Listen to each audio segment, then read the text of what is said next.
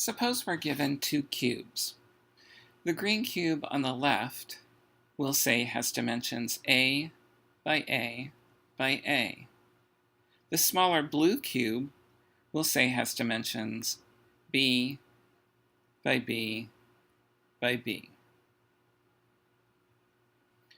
So if we look at the volume of these two cubes put together, the volume would be a cubed plus b cubed. Now suppose that I added some white blocks so that the blue cube wasn't floating in space, and so that we get a solid that is even along the top.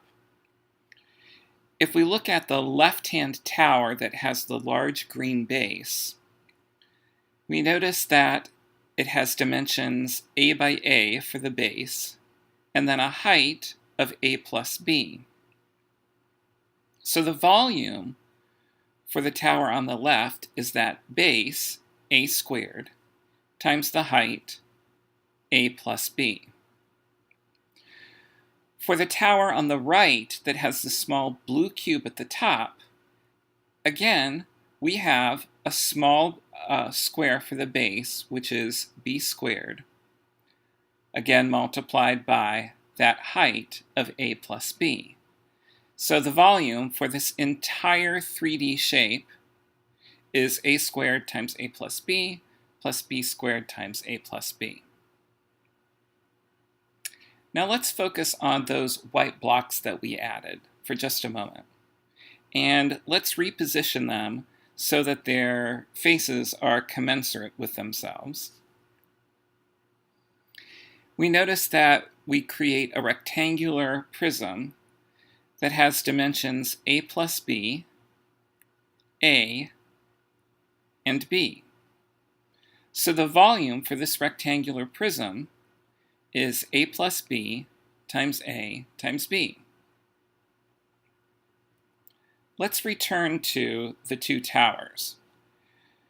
The volume for the two towers, again, is a squared times a plus b squared times a plus b. Now suppose that we removed those two white blocks. Well, that would be removing a volume, recall, of a plus b times a times b. Looking at just the algebra, we see that we have a common factor of a plus b among these three terms. So let's undistribute, remove that common factor of a plus b, and when we undistribute, we'll be left with a squared plus b squared minus ab.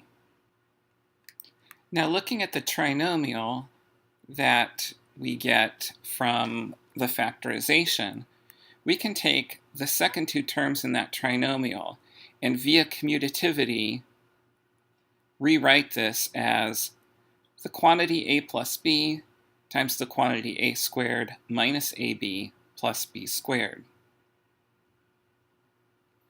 So these two cubes can be represented in two different ways algebraically.